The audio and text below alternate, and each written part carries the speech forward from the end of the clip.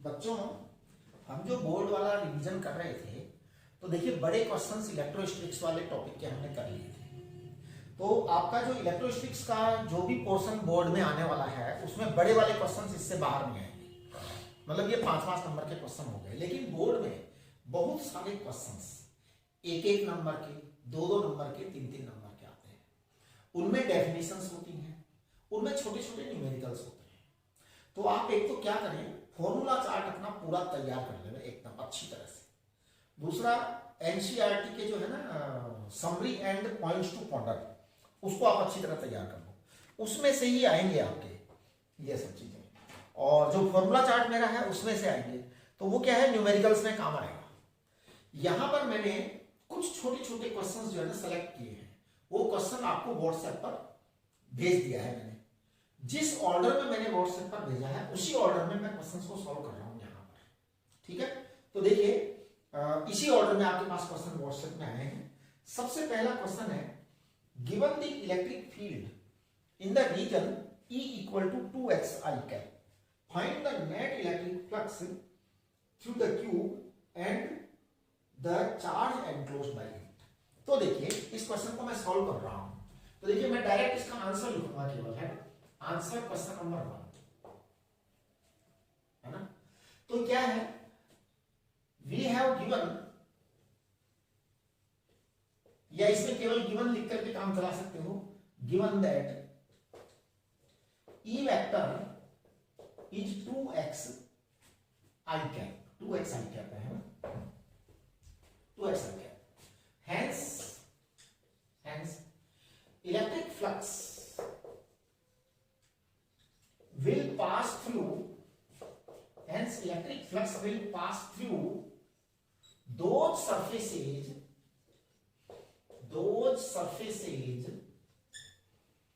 which are perpendicular to x axis। आप ध्यान दीजिए क्या बात कही जा रही है, और ये बहुत कॉमन बात है। we have given this is given in the question, hence electric flux will pass through those surfaces which are perpendicular to x axis। x axis से जो perpendicular है उसी से फ्लक्स पास होगा। तो देखिए at x equal to 0, E equal to 0, at x equal to a, E equal to 2a I cap, right? So the flux will pass through the face, flux will pass through the face of the cube,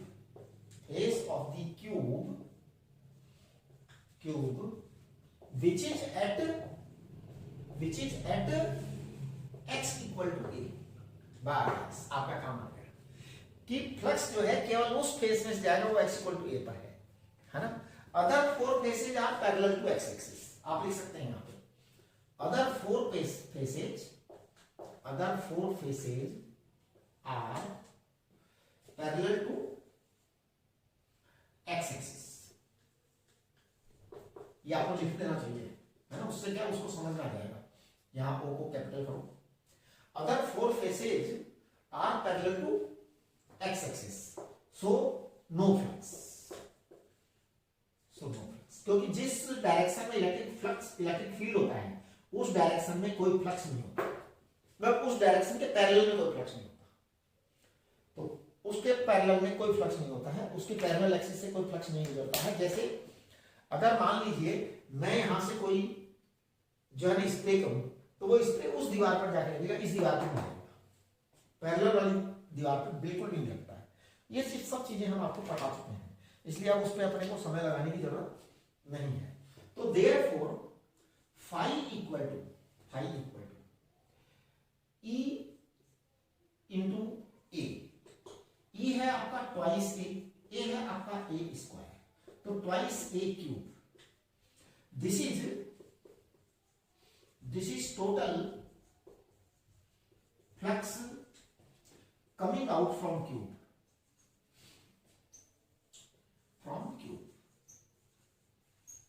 अब आप देखिए यहां पर जो है ना आप एक काम और भी कर सकते हैं।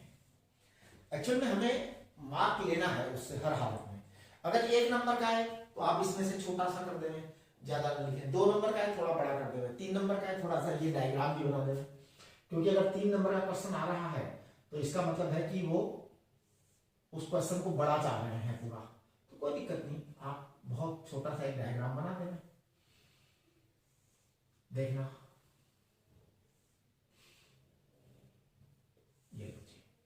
अब आप इसमें क्या करें कि इसका जो है ना वो कर देंगे, नेमिंग कर देंगे, A B C D E F G H.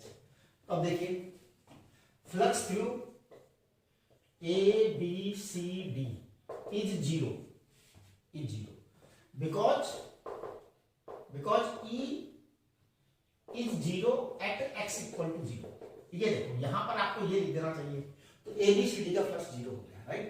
इसके अलावा आप आगे लिख सकते हैं phi A D F E equal to phi C D F G equal to phi D H G C equal to five कौन सा बच गया, ए डी एफ ई आ गया, ये B H E F E A बच गया, five B H E A, these all are 0, है ना, because all 4 faces, because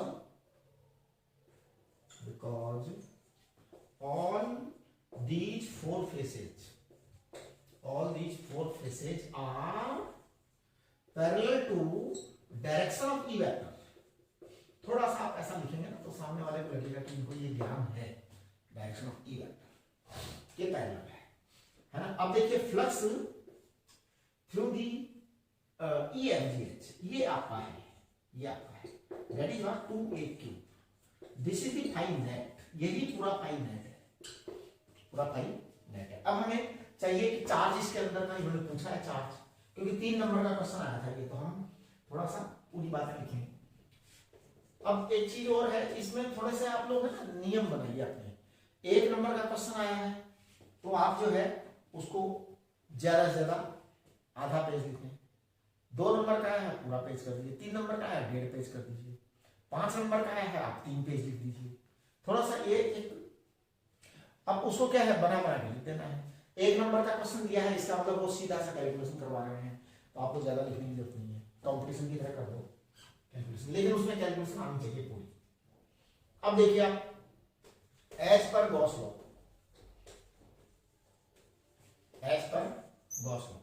phi is equal to Q in upon epsilon not, therefore Q in आ जाएगा आपका फाई इंटू एप्सिलॉन नॉट, आपका phi पहले ही आ चुका है, तो आप लिखेंगे 2AQ into epsilon not is the answer. ये आपका आंसर है, ये आपका क्वेश्चन नंबर 1 का आंसर है। अब मैं क्वेश्चन नंबर 2 कर रहा हूं, राइट। हाँ, तो ये सब क्वेश्चन मैं इसी ऑर्डर में करूंगा, आपको मैंने व्हाट्सएप पर इसी ऑर्डर में भेजे हैं, जिस ऑर्डर में आपके पास आए हैं उसी ऑर्डर में उनके सॉल्यूशन कर रहा हूं, राइट।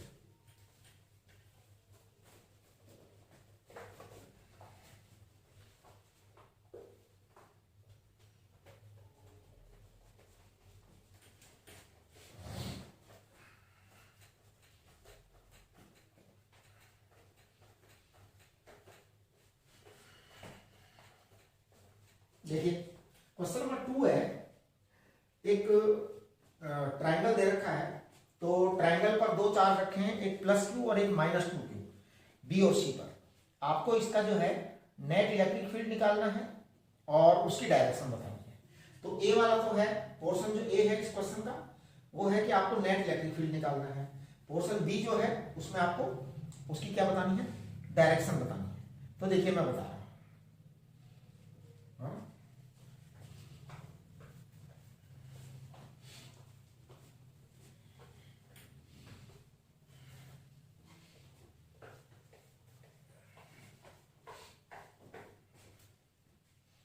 देखिए आपका जो डायग्राम इन्होंने बनाया है, मैं एक बार वो डायग्राम बना देता हूं क्योंकि क्वेश्चन की डिमांड है डायग्राम बनाना।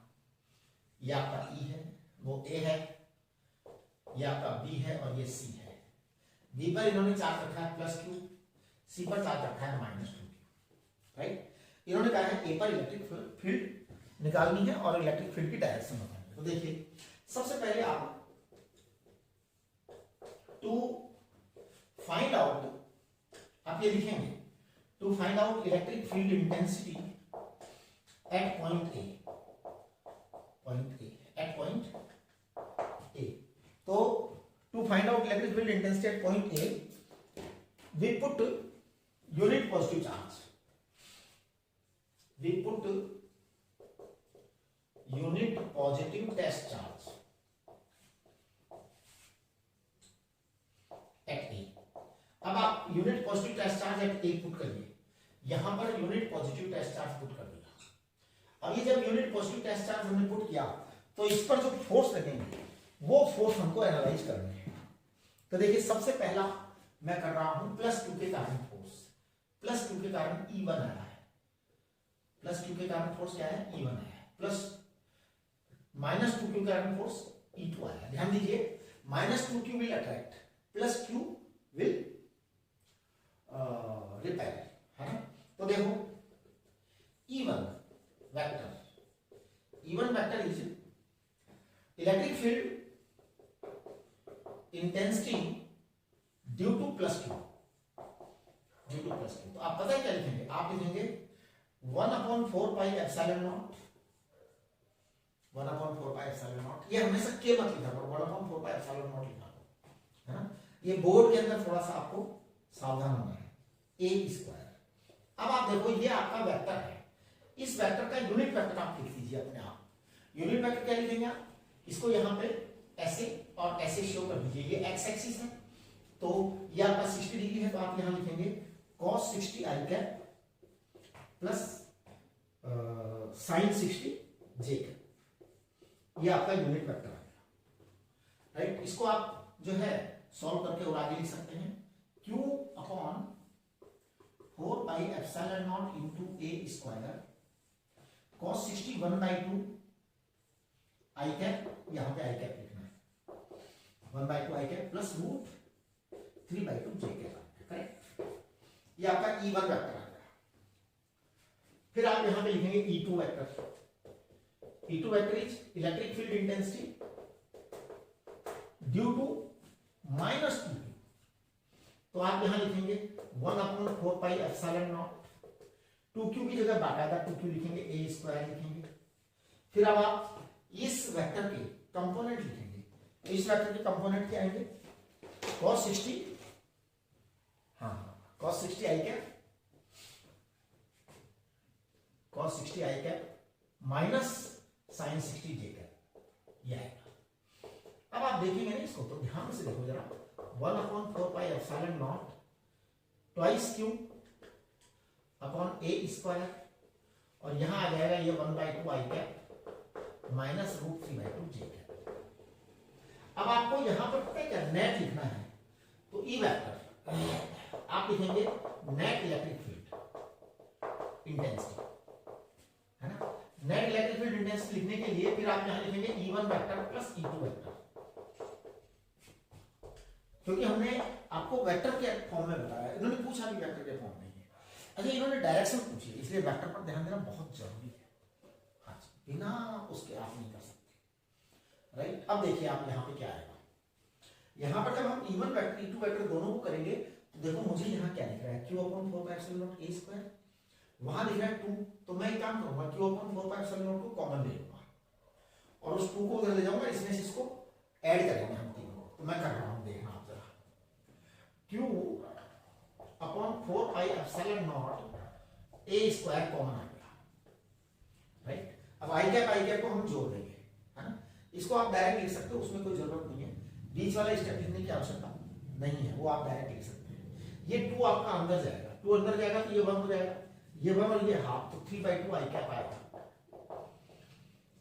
हाँ जी, माइनस वो 2 अंदर जाएगा, ये एक ही है केवल, तो ये बनेगा माइनस रूट 3/2 j, राइट। अब आपको ई का नेट जो है ना मैग्नीट्यूड निकालना है, क्योंकि फाइनली जो है ना आपको मैग्नीट्यूड फॉर्म में दे देना चाहिए। डायरेक्शन इन्होंने अलग से पूछा, वो हम बता देंगे डायरेक्शन। अब देखो इसका आप मैग्नीट्यूड लो, तो इसका मैग्नीट्यूड लोगे ना आपको पता है क्या आएगा, 3/2 का मैग्नीट्यूड कितना 9/4, 3/2 का स्क्वायर करो 9/4 माइनस ये प्लस है तो इसको भी आप 3/4 कर देंगे, वो प्लस हो जाएगा, माइनस स्क्वायर करके प्लस हो जाएगा, है ना। आप चाहो तो एक स्टेप लिख भी सकते हो, क्या लिखेंगे एक स्टेप लिखेंगे रूट 3/2 का स्क्वायर प्लस माइनस रूट 3/2 का स्क्वायर, ऐसा लिख सकते हो आप चाहो तो। ये a स्क्वायर आएगा और ये अंडर रूट कितना आ जाएगा 12/4 यानी कि 3 आ जाएगा एक पूरा, बस इतना ही आ गया, है ना। ये आपका आंसर हो गया। अब देखिए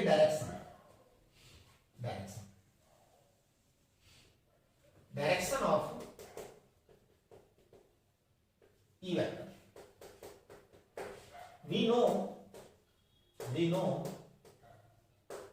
if alpha is angle with x-axis,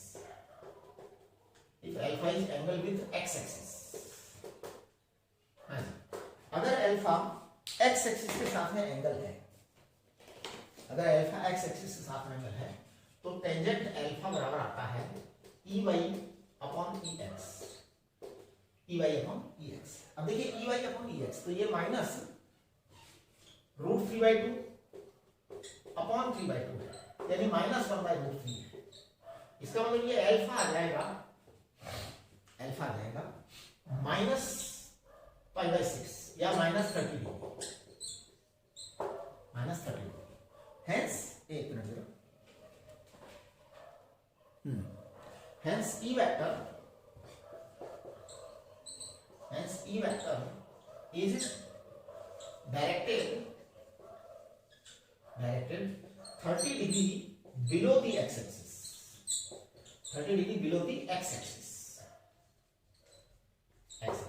है ना। आप चाहो तो यहां पर एक छोटा सा डायग्राम बना भी सकते हो, कैसे, ये जो है ना ये आप रिजल्ट बता सकते हो कि ये एक्स एक्सिस है, रिजल्टेंट आप यहां बता सकते हो ऐसे, this angle is 30 degree, right. तो ये आपका क्वेश्चन नंबर 2 का आंसर हो गया। अब हम आएंगे क्वेश्चन नंबर 3 पर, राइट। चलिए तो देखो क्वेश्चन नंबर 3 देखो आप उसी ऑर्डर में देखिए जिस ऑर्डर में आपको क्वेश्चन भेजे गए हैं, सॉल्यूशन में उसी ऑर्डर में कर रहा हूं सारे के सारे।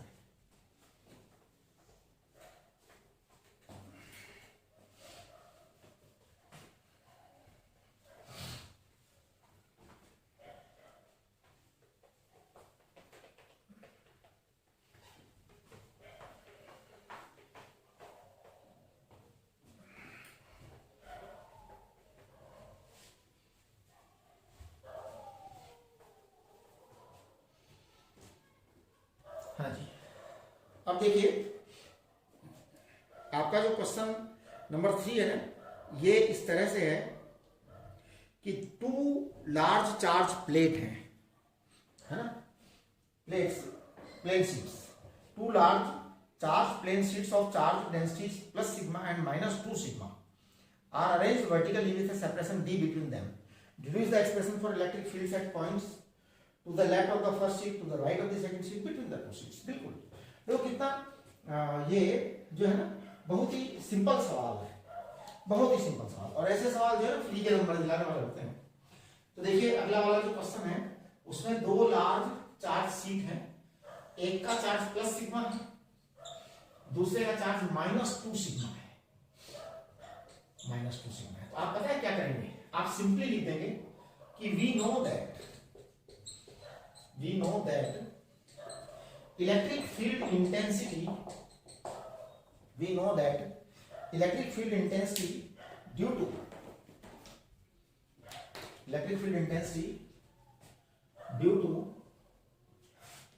a charged sheet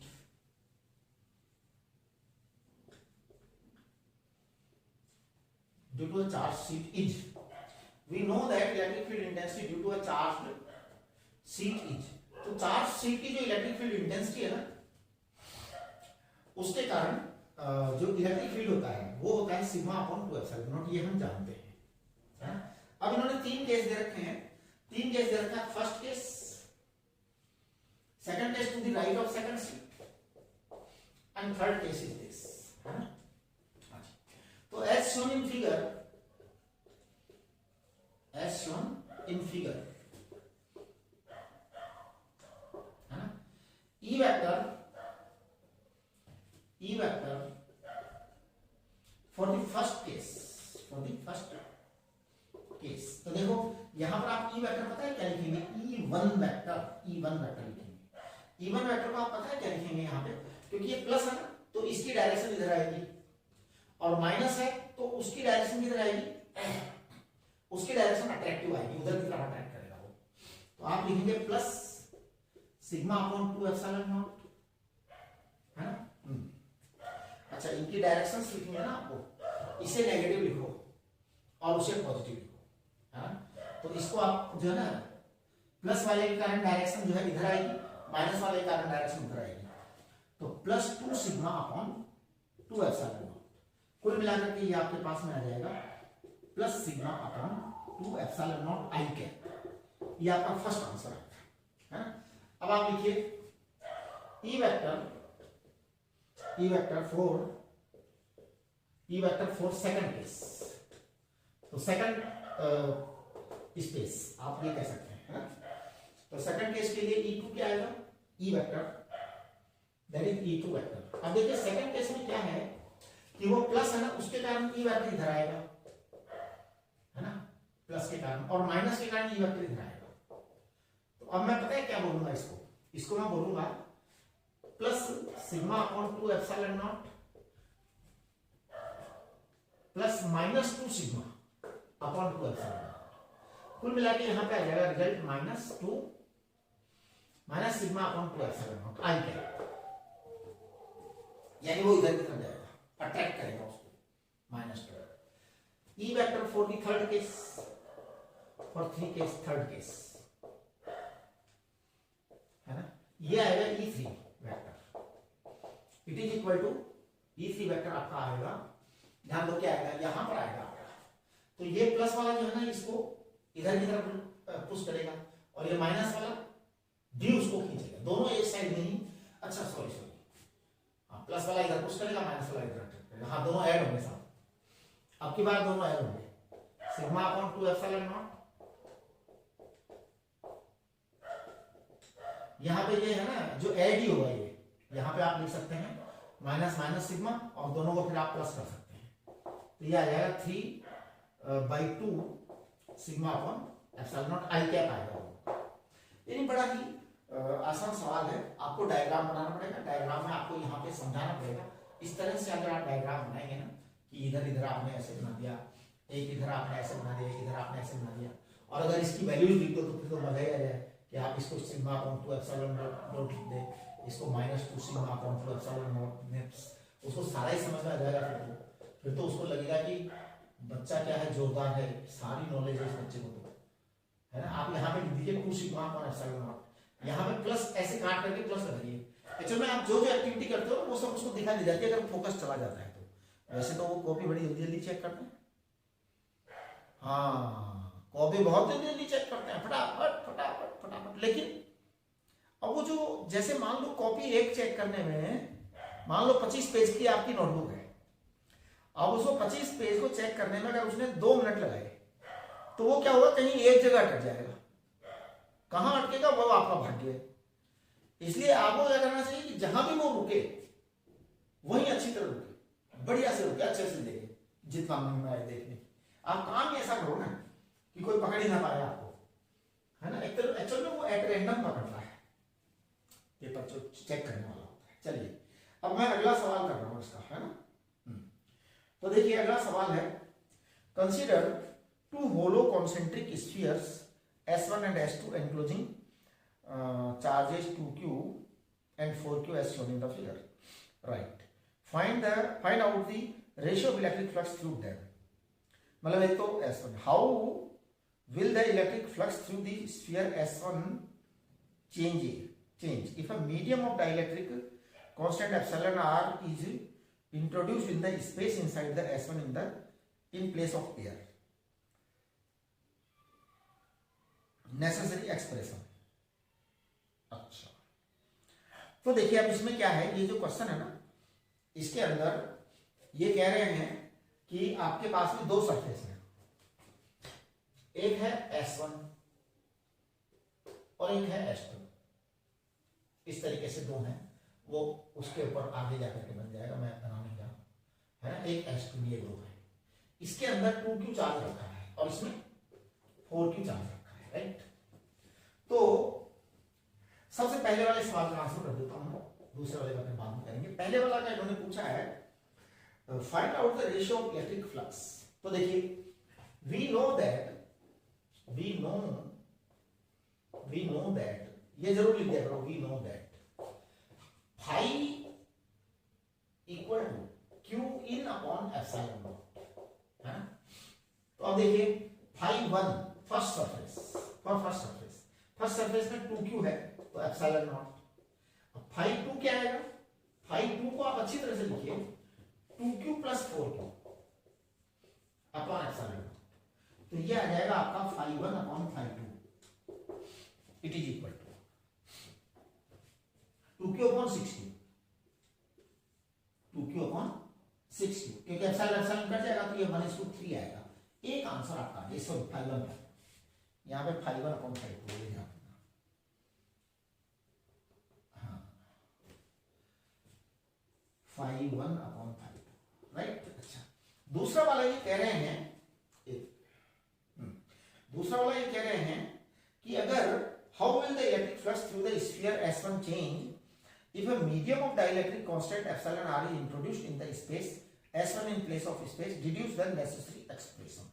अब हमें वो नेसेसरी एक्सप्रेशन भी करना है, एक मिनट में करता हूं देखो आपको कि क्या असर पड़ने वाला है ना। यस, एक मिनट। बच्चों देखो अब इस क्वेश्चन का जो सेकंड पार्ट है ना, ये बहुत अच्छा बन पड़ा है ना, अपने आप में एक अच्छा सवाल है। तो देखिए सेकंड पार्ट में सॉल्व कर रहा हूं। हम जानते हैं है ना, we know that epsilon r equal to epsilon upon epsilon not.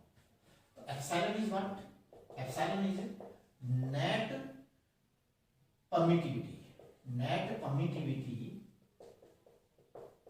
Of the dielectric. ये हमने आपको पढ़ा रखा है, डाइलेक्ट्रिक मटेरियल है ना। तो ये है एप्सिलॉन r एप्सिलॉन नॉट, दो epsilon naught epsilon r, correct, ये आपका है। नाउ देयरफॉर फ्लक्स, एक मिनट यहां पे देखिए as per question dielectric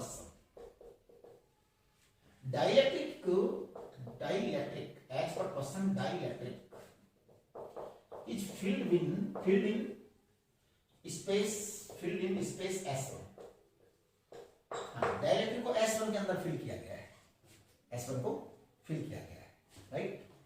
this dielectric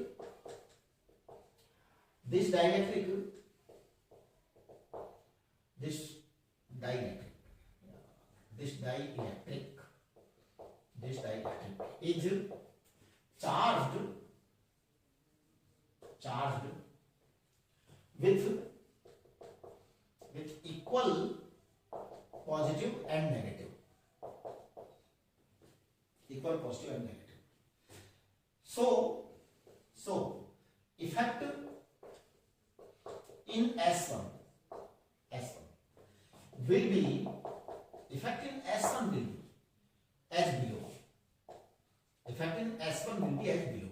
क्या फाई वन आएगा Q1 अपॉन एप्सिलॉन, ध्यान दीजिए Q1 अपॉन एप्सिलॉन, इसको बोलेंगे 2Q upon epsilon naught epsilon r, है ना। हाँ, अब देखिए but no effect will be for S2,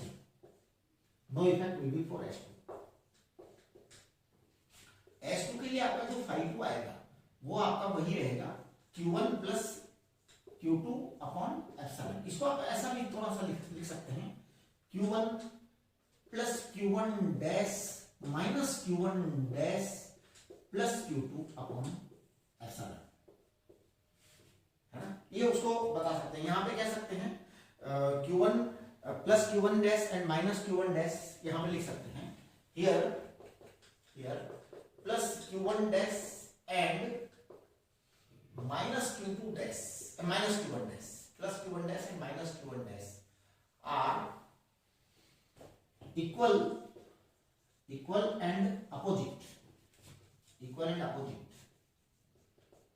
effects of dielectric. अब आप यहां पर कह सकते हैं सर आपने S1 के लिए ऐसा नहीं किया, लेकिन इसके लिए आप ऐसा कर रहे हैं, इफेक्ट्स ऑफ डाइलेक्ट्रिक। ध्यान दीजिए S1 में हमने डाइलेक्ट्रिक डाला है, तो S1 में तो जो भी इंड्यूस्ड चार्ज आने वाला है वो आने ही वाला है। अब आप कहेंगे कि जो S1 में इंड्यूस्ड चार्ज आया उसका अपोजिट चार्ज भी नहीं आएगा, बिल्कुल, तो वो आउटर लेयर पर आता है हमेशा। डाइलेक्ट्रिक का अपना इफेक्ट होता है जो भी है, तो उसके कारण इतना आएगा उधर, तो S2 पर कोई इफेक्ट नहीं पड़ेगा, S1 पर इफेक्ट पड़ेगा। तो ध्यान दीजिए phi2 will be equal to 2q plus 4q upon epsilon naught, यानी कि ये आएगा 6q upon epsilon naught। अब आप phi1 upon phi2 जो लेंगे उसको आप लिखेंगे 2q upon epsilon naught epsilon r upon 6q upon epsilon naught, यानी कि 1 upon 3 epsilon r, ये आपका आंसर आएगा। और ये बहुत ही मतलब बढ़िया से लिख दिया गया है आंसर, इससे बढ़िया इसको एक्सप्लेन नहीं किया जाएगा, लेकिन आपको करना पड़ेगा उसके अंदर, आपका ये एप्सिलॉन r टाइम्स आ जाएगा नीचे। देखिए पिछला वाला जो आंसर था हमारा वो 1/3 एप्सिलॉन होगा, शायद आप चेक करिए, है ना। अब मैं इसका अगला वाला सवाल करने वाला हूं, एक मिनट जरा। नेक्स्ट क्वेश्चन इसी ऑर्डर में जो है, हाँ ये क्वेश्चन बड़ा इजी है। नेक्स्ट वाला क्या है ये क्वेश्चन? नेक्स्ट क्वेश्चन है आपका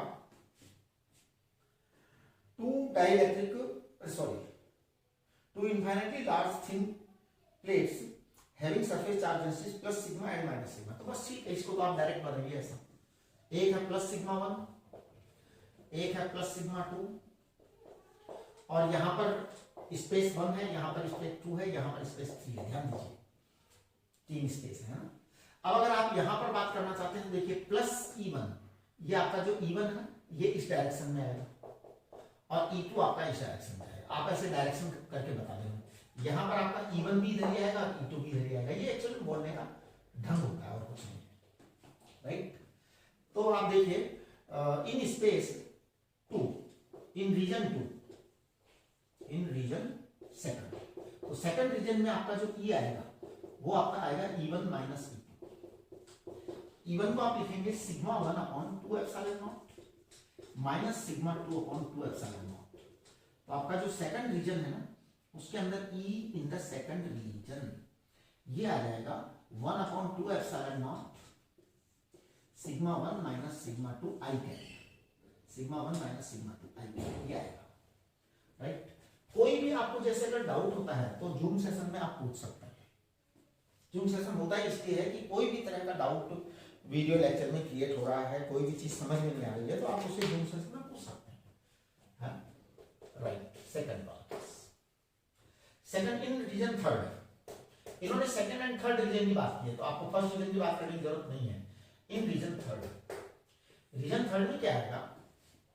रीजन थर्ड में आपका electric field intensity in third region, ये दोनों ऐड होंगे आपकी बात दोनों ऐड होंगे। तो 1/2 एप्सिलॉन नॉट आप कॉमन ले लीजिए, सिग्मा 1 प्लस सिग्मा 2 लिख दीजिए और आई कैप लिख दीजिए। अच्छा, इन्होंने रीजन फर्स्ट नहीं पूछा है आपसे, अगर इन्होंने रीजन फर्स्ट पूछा होता तो क्या करते? देखिए अगर इन्होंने रीजन फर्स्ट पूछा होता, पूछा नहीं है यहाँ पे लेकिन मैं बताता हूँ, इन रीजन फर्स्ट आपका E1 आएगा, तो पता क्या आएगा आपका? ये आएगा minus sigma 1 upon 2 epsilon not minus sigma 2 upon 2 epsilon not. आप कहेंगे ये डायरेक्शन यहां पर आएगी, फिर आपको ऐसे बताना पड़ेगा इनको, E1 और E2 दोनों नेगेटिव में आएंगे, हाँ जी, x डायरेक्शन नेगेटिव आएगा, तो ये आएगा 1 upon 2 epsilon not minus 1 upon 2 epsilon naught sigma 1 plus sigma 2, ये आपका आंसर आएगा थर्ड वाला। तो तीनों ही बड़ा ही आसान क्वेश्चन है, ठीक है। अब आपका अगला लेक्चर और आएगा, इसमें एक लेक्चर, बस अभी हम इस लेक्चर को यहीं पर रोक रहे हैं, एक लेक्चर और आएगा उसमें भी हमने कुछ क्वेश्चंस छांटे हैं तो वो मैं आपको उसी ऑर्डर में भेज दूंगा, राइट। चलिए ठीक है, तो इसको आप क्वेश्चन के साथ में ध्यान दीजिए, सॉल्यूशन के साथ में क्वेश्चन उतारिएगा अपने नोटबुक में, नहीं तो फिर बाद में क्वेश्चन ढूंढते फिरोगे। ऐसा नहीं होना चाहिए कि आप केवल सॉल्यूशन उतार लोगे। आपके पास क्वेश्चन है, मैंने क्वेश्चन नहीं लिखा है, ठीक है, हाँ, जिससे कि अपना क्या टाइम, मेरा टाइम बचे, मेरा टाइम जो है ना बचाना चाहूंगा मैं, आपका तो मैं चाहता हूँ टाइम पूरा यूज में आए। क्यों, अब है ना जो ये मस्ती मारना छोड़ दो एकदम, अब काम चालू कर दो, ठीक है।